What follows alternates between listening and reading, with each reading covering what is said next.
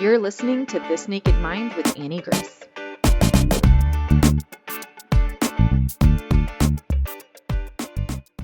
Hi, this is Annie Grace, and welcome to This Naked Mind podcast. I'm here with Brian. Hi, Brian. How are you? Hey, Annie, doing great. Excited to be with you. Oh, I'm so glad to have you. So why don't you take us back to the beginning in your relationship with alcohol? Where did it all start for you? All right. Well, I grew up in a family that I was really blessed, parents that loved me well. There was no alcohol at all in our family. And growing up just in the church and with friends, alcohol was not an issue at all, even in the high school, just no temptation at all. So, thankful to have that upbringing. Now, funny story was when I was a senior, I did get invited to a party. I had a sneaky feeling that alcohol was going to be there. And so I showed up and there's a lot of beer on the table. So peer pressure, I had to drink at least one beer, right? So no big deal. I could handle one beer. I took that first taste of beer and almost spit it out. It was it was absolutely horrible, right? But I had to at least finish that beer. So common sense told me, why don't I take half of a Coke and half of a beer, dilute it. And of course, my friends were laughing hysterically at me. But I was able to drink my beer, diluted with Coca-Cola. So Wow. Of course, I go into college and really don't have much of a craving for alcohol, right? And so it wasn't until I was about age 31 and I was working on my securities license. I was going to be a financial advisor.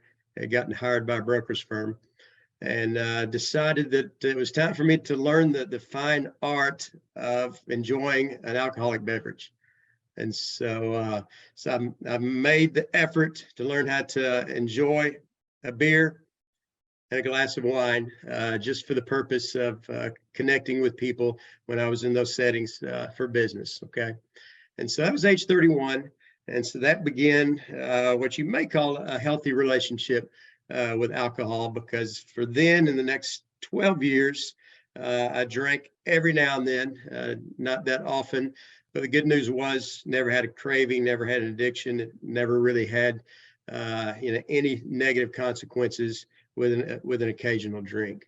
At the age of 43, that began to change. It was a Tuesday morning in October that I got the news that my marriage of 17 years was over. Mm. And I had no idea that a human could feel and experience that much emotional horror. I definitely did not want my marriage to end. We had 2 kids, and I entered into the most painful season of my entire life. At that point in time, I began to use alcohol in a brand new way. Began to use that to medicate, just some horrible pain that I woke up with, that I went to bed with. As I look back then, it was interesting, and I was even aware of this while I was, drinking more, was that when your emotional pain is that deep, that intense, that horrible, alcohol really doesn't help it at all. And yet, I begin to drink on a daily basis, usually ended each day, 3 or 4 drinks, whether it was beer or wine, and continued that way.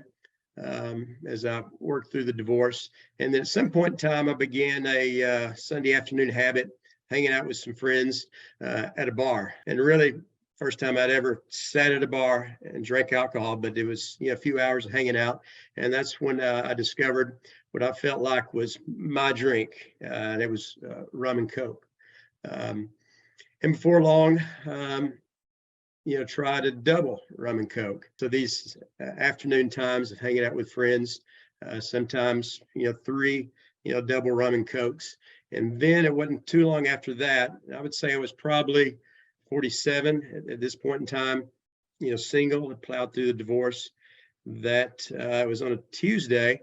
And all of a sudden I had this thought, I don't have to wait till this Sunday afternoon to enjoy hanging out with my buddies and enjoying my rum and Coke. I get in my car, drive 20 miles to the county line and buy my own Bacardi, right?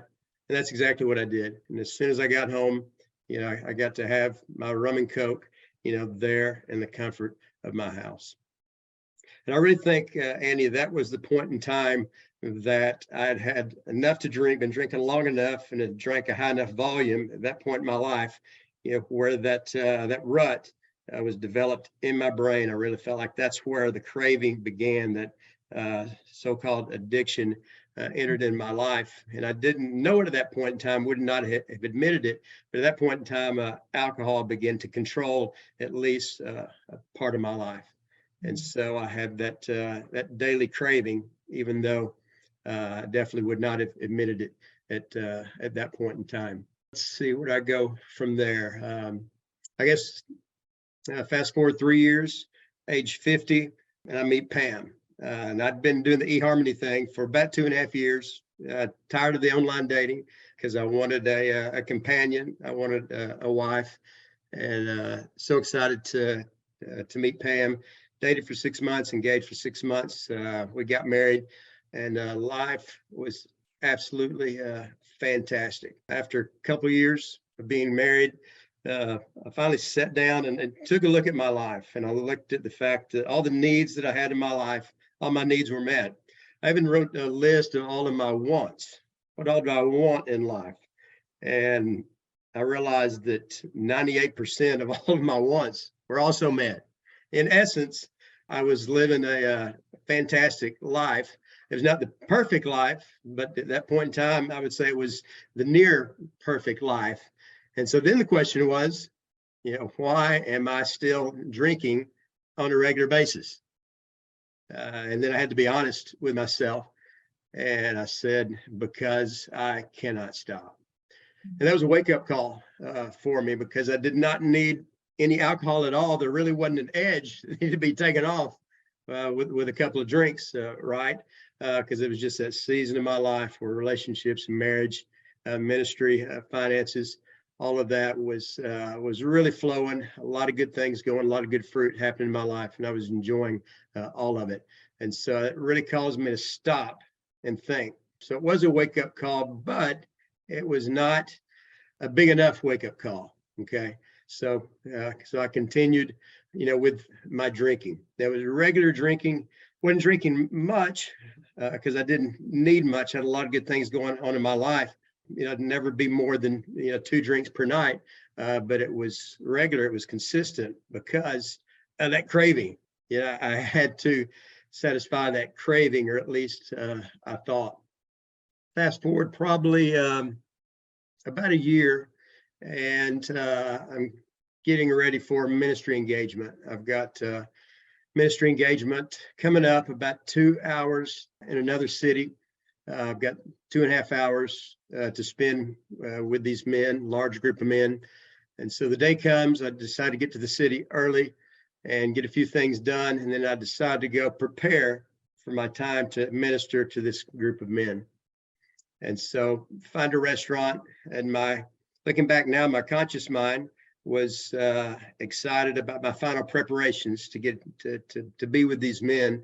But now I realized that my subconscious mind was only thinking of one thing, and that was the rum and Coke. Mm-hmm. So I get there to the restaurant, get my papers out in front of me. The waitress comes, "What would you like?"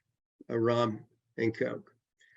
She brings the rum and Coke, take the first sip, and say, "Wow, that is a strong rum and Coke." And the bartender had definitely overpoured that one. Drank that, working on my notes, last minute preparation, comes back, "Would you like another one?" At that point in time, definitely supposed to say no. And I said, "Yes, I'll take another one." That one came just as strong. Bartender overpoured, drank it. And then all of a sudden I'm sitting there, and it dawns on me that I am feeling this alcohol. And this isn't good, because I've just got a few more hours before I'm going to be standing in front of a group of men, going to be with them for 2.5 hours, doing all that I can to help them be better leaders, dads, fathers, and better men. And there's no way I can pull this off. And so I'm in a panic now because I'm feeling the alcohol really, really strong.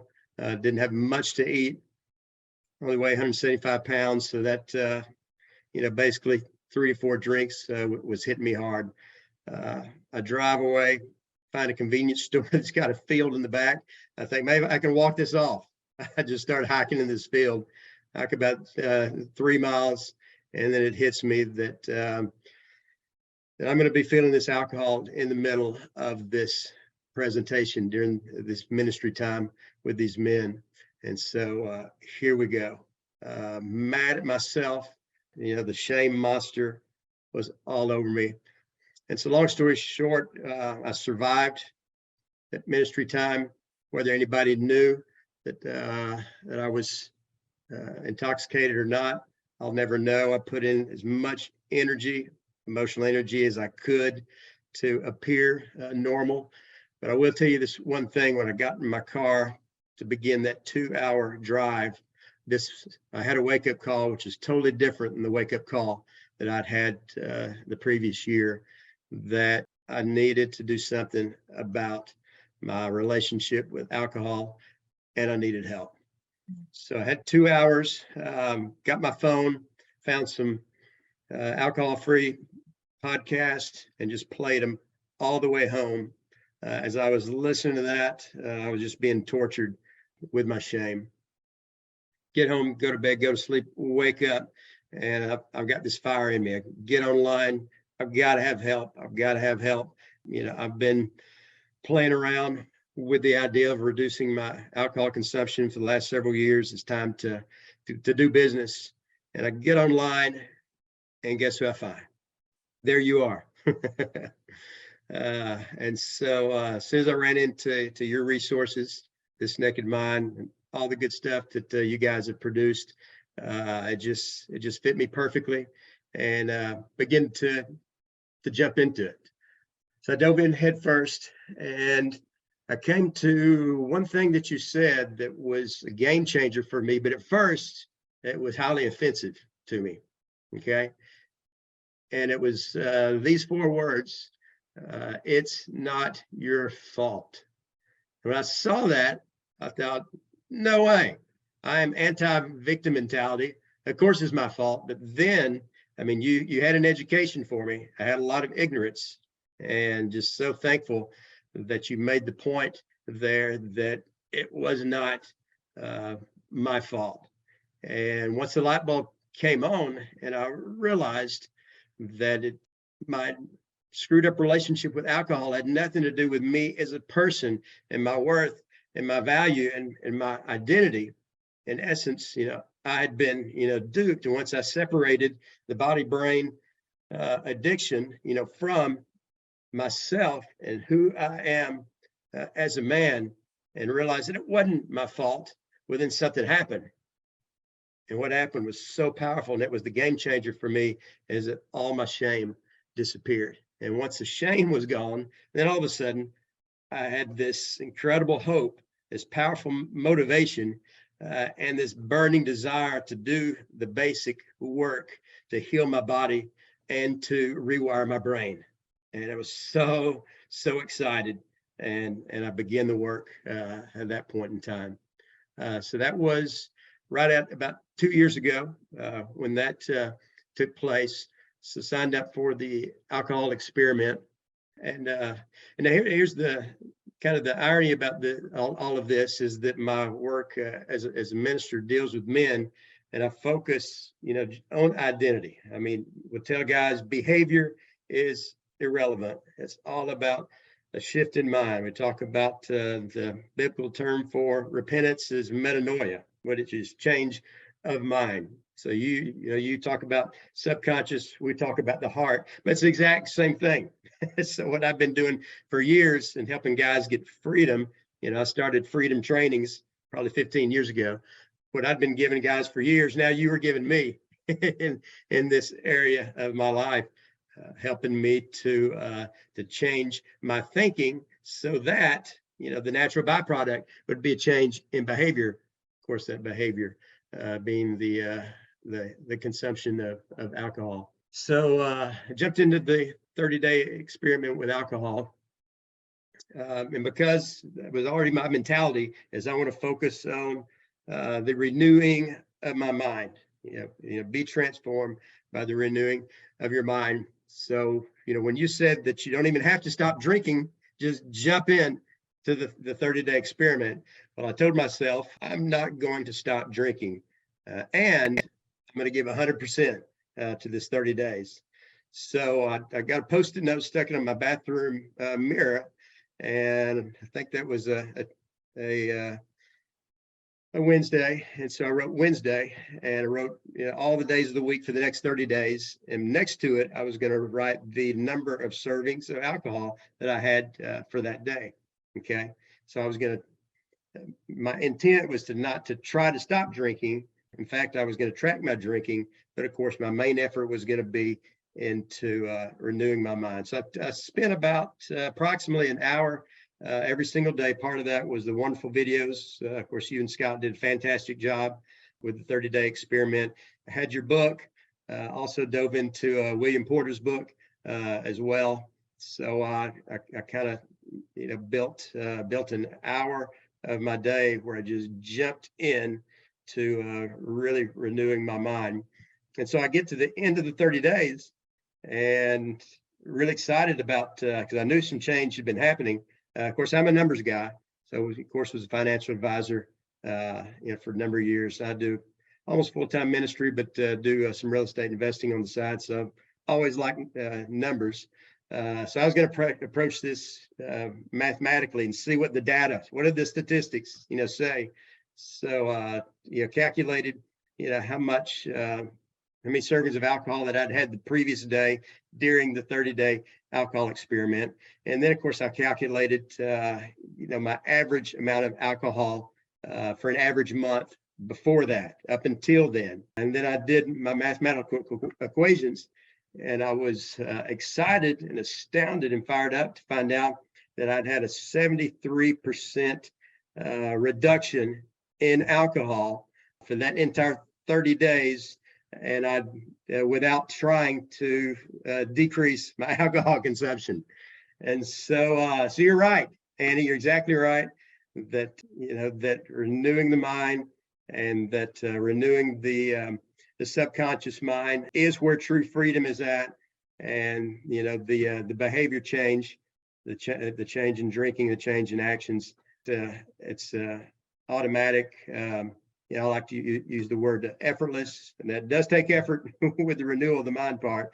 But that got me started those first 30 days, and it's been really, really exciting since then. I would say probably the last, I've done some different experiments. Can I drink a little or not over the last 2 years? And I would say, over the last almost a year, I'd say the last 11 months, I've probably had 5 servings of alcohol. So where I'm at now is hadn't 100% given up for the rest of my life, but I have this sneaky feeling that there's coming a day, and it may be fairly soon, where I say, hey, what the heck? Why don't I just put all of alcohol completely behind me and live life full blast? Because I'm loving, the way I'm getting to live my life.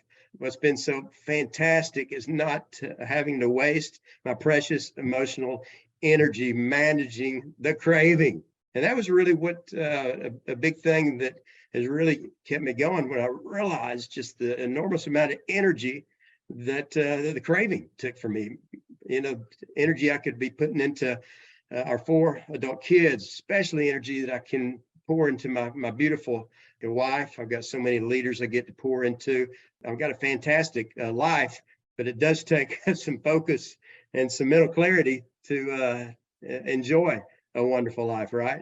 And so, so it's really been an exciting journey the last 2 years. And like I say, there's still a few little pockets of my life where some cravings can pop up. So just practicing awareness of that, reaching out to some buddies for some accountability with that. Of course, my wife is there to help me. She wanted me to tell you a big thank you also, because after she saw me finish my first 30 days, and she was really inspired to work on her relationship with alcohol. Now, I think she's gone probably close to an entire year, this past year without a single drink. So I think alcohol is completely in her past, and she's been really, really excited, which is really cool for her because she grew up with alcohol. Was a much bigger part of her life. So she definitely wanted me to pass on a big thank you from her, and it's been neat for us to be able to help each other, and I love helping other men in our ministry if they get to that point. I remember one guy not too long ago. He was really wanted to get set free from it, struggling with the social part of it. So one of the guys he always hung out with, he went ahead and told him, "Hey, taking 30 days off," and the guy said, "Well, hey, I think I'll join you at least for the next 7 days." And that in that 7 days, the guy was fired up. He'd lost 7 pounds, and and the light bulb came on. And how many people out there that don't drink a ton, but they drink just enough, where they're not able to live life full blast, that if they had a little bit of help, a little bit of empowerment, encouragement, they would say, "Yeah, I would love to transform our relationship with alcohol." So just a lot of neat things going on, Annie, and I definitely appreciate the all the sacrifice, the thousands of hours you put in to develop the resources. Thank you very much. Oh, that's so amazing, Brian. Thank you so much for sharing your story, and what a gift that you get to sort of pay it forward with sort of the men who gave you the wake up call in the first place, right? Like That's right. That's really incredible. How has it been for you socially?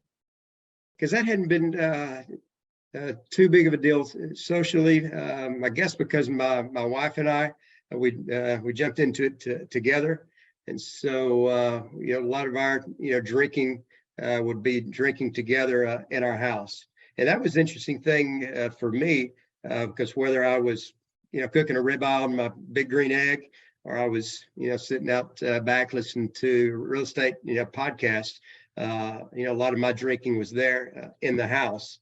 And it was interesting just how quickly after that 30 days that my drinking at home pretty much was gone. And I was really, really shocked at that. And so yeah, but I have friends that have that social dynamic with the drinking. I've really pointed them to your resources because you hit that pretty hard, and I appreciate that. And so I've had some friends that have really learned a lot from you. So that's kind of been where I'm at with that. That's great. So you said something that I really like, the phrase. I've not heard it before, but this idea of living life full blast. Will you tell me what that means for you? Oh, wow.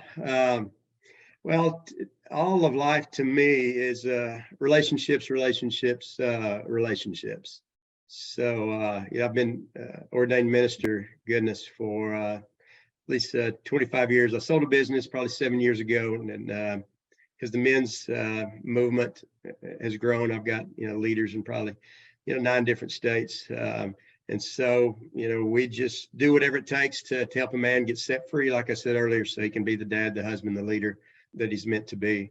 And so, getting to see the next man, transform, the next man set free, whether that's from, pornography or the shame from a divorce or substance abuse, to me, that's what life is all about. Of course, all of that flows out of just the joy of being on an adventure with my fantastic wife. So we have a lot of fun together, whether we're backpacking across northern Spain together, or we're kayaking, or we're just holding hands riding down the road going to Walmart.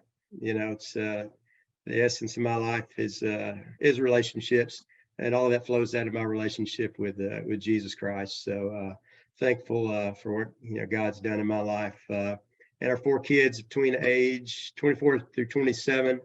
They bring me a ton of joy as well. So so anything that has to do with the giving and receiving of love with other human beings, to me, that's living life full of blast. I've had times in my life where, whether through real estate investment or back in the days when I was blowing and going as a financial advisor. I've had those seasons where I made the big bucks, but none of that compares to the grand prize of life, which is intimacy.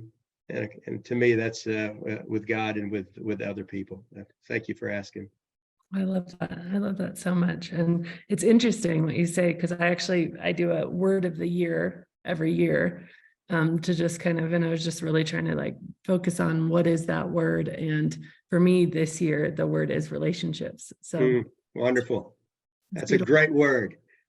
Yeah. And it is like so much of, even your relationship with yourself and, your relationship with your spiritual relationship with your creator and your relationship with every other human and your family. And it's like, when you focus on that, I've noticed a big shift in my just experience of like, what if I prioritize a relationship right now? Like, what would that look like?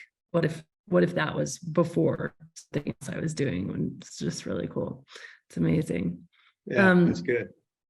So, Brian, let me ask you, so if you were going to kind of, well, first of all, is there anything else you want to share before I wrap us up with my final question I have for you? Yeah, I wanted to say one other area of transformation that I attribute to what I learned from you guys. I've been a student of nutrition my entire life, basically since I was 18, studied nutrition for a year and a half at Texas A&M University. But I've been not going full force with cutting out the standard American diet and processed foods. And 6 months after I started your program, I said, what if I took, your process and I got serious about my nutrition? And so I did a 30-day deal just with nutrition, and something crazy happened. I always thought that my ideal weight was 175, although I was healthy, but not super healthy. So I began to pour just 1 hour a day into, some fantastic functional doctors and really getting serious about having my mind renewed in that area of my life. And then before long, I found that I was at my real ideal weight of 160. My blood pressure went to 115 over 70. I'd been 135 over 90, for over 20 years. My energy went through the roof. And I thought, wow, that's fantastic. I've loved nutrition my entire life, but I've always been hanging on, to some unhealthy stuff. So it was really, really cool. I just kind of, took your 30-day process and created one for nutrition. And I've just been enjoying, the last, over a year now. I've been just enjoying my health and knee pain gone and just so many things. So I wanted to give you a thank you for that as well. So that's been interesting. And then of course I'm able to help other people with their nutrition and all. But I wanted to throw that in also. Oh, that's so cool. And what an incredible thing. And it's so true. Like all behavior does come from the mind, right? So that way of the mind and the process of, just really exploring what's in there to begin with, then literally taking every thought captive, like very pragmatically, and just having grace for yourself, but also just having a zero tolerance policy of like, especially the thoughts that I always thought it was, so this is an interesting thing that, let's see if I can articulate it. But I always thought that, especially with my drinking, that you really have these two voices in your head, right? When you're over drinking or overeating, or you're doing anything that's out of integrity or alignment. And it's maybe it's more than two voices, but I remember having this inner fighting and this, call it cognitive dissonance, like the thinking, the disagreement in the thinking, the cognitive dissonance. And so you have these two voices in your head. And I remember for so long, I thought that the voice that was telling me I need to stop drinking was the voice I needed to align with. And interestingly, after lots of kind of stillness and reflection and looking back, if I get quiet in my own mind and I go back to those moments of cognitive dissonance and I see in my mind's eye the part of me that is telling me to have a drink, Hmm. it is actually the voice of grace. And it is actually the voice of self-love and compassion. And it's saying, hey, you know, it's okay. I know this is hard. You can try again tomorrow. You will kick this eventually. There's nothing to be feared here. You can trust yourself. Don't worry. I know this is hard. And that voice that was telling me to not drink was so shameful. There was so much shame and hatred and self-loathing. It was the voice that was saying, you are terrible. Don't you even care about anybody. Don't you care about your family? You're going to kill yourself. How can you have done this? How can you let yourself fall this far? This is disgusting. This is despicable. And funnily enough, even though that voice was saying the word stop drinking, it was the voice that was keeping me stuck. Mm. And how much that awareness was off my radar, even until recently, is just astounding, right? And the voice that was the graceful, compassionate voice, like, it just had the wrong tool. It had my best interest at heart, but it had literally the wrong tool, because alcohol, we can just all agree that it's a toxin. It is actually the wrong tool. Our hangovers tell us so, our regret tells us so, our feeling out of control tells us so. But it's so fascinating to me to look back and be like, wow, the voice that actually was loving and caring for me was not the voice telling me not to drink. It was telling me that everything was going to be okay, and that I was okay, right? And it's just fascinating to think about that. And that, I think, is what really renewing the mind is like actually listening to what's happening in your own mind, because it's so often different than what you think. And then actually taking every thought, like every single thought, and, you know, like it says, take it captive, like explore it, understand it, and decide if it works for you or not. And it takes a lot of patience and a lot of reflection, and often, I think, external information to help you, you know, really process the thoughts in a way that's helpful. But it's fascinating to consider. That's good. I like that. Well, Brian, all right, let's finish up with this final question, which is, if you were going to go back in time and, you know, really talk to that man who was driving himself home after nobody knew, you'd still got up there, you know, you'd still ministered to this group of men. You probably did a phenomenal job, and you probably did a great job despite, you know, having had a few drinks. And yet you were in that car and just hating yourself with that intense shame voice, and you were going to tell him about what life is like now, what would you say? That's a great question. I mean, in that moment there, I would take the role of a student, and I would say, okay, Brian, you made a mistake. That was a seminar. What did you learn?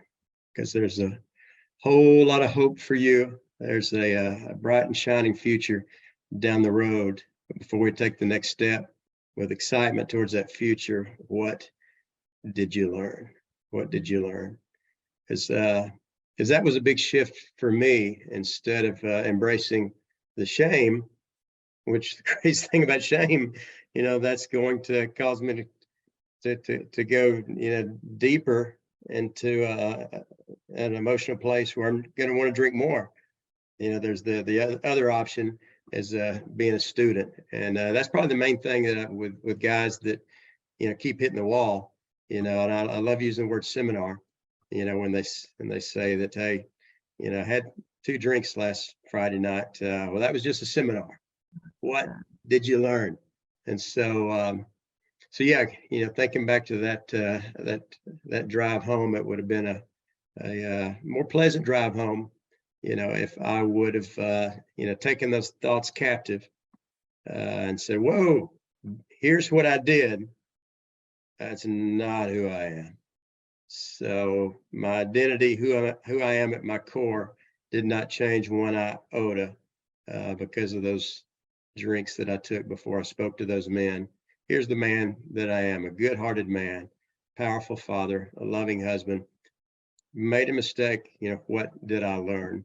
And so that would be, you know, what I would have, you know, changed back then. And that's been a good tool for me these last 2 years. I love that idea of a seminar, and just that question of like, it's amazing. Whenever I have a coach and whenever I'm feeling super down on myself about a decision I made or something I don't feel like I did right, he's like, okay, well, just go and sit with he calls it like a legal pad or, whatever document, and all your lessons, like just get it all out there, like squeeze all the juice from this. And once that's done, it does feel complete. The shame does leave because it's like, oh, this can be for me. Like everything can be turned for the good. Like everything can be used for what is positive and what is going to move us forward. And I think it takes a lot of courage to interrupt, because in a way that blame and shame, like, it's quite addictive. Like it can feel really good. It can feel like momentum, and we're just doing something about it by beating ourselves up. But it actually takes quite a bit of courage to stop that stream and say, what did I learn? Which is such a much more productive question. Yes. Well, this has just been awesome, Brian. Thank you so much for coming on and sharing your story. I really appreciate it. And it's so nice to get to know you. Thank you, Annie. Love being with you today.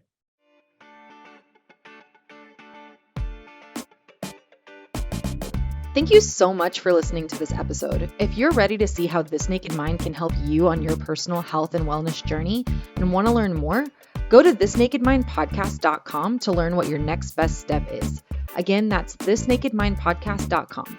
We have all of our free resources, programs, social links, and more available for you there.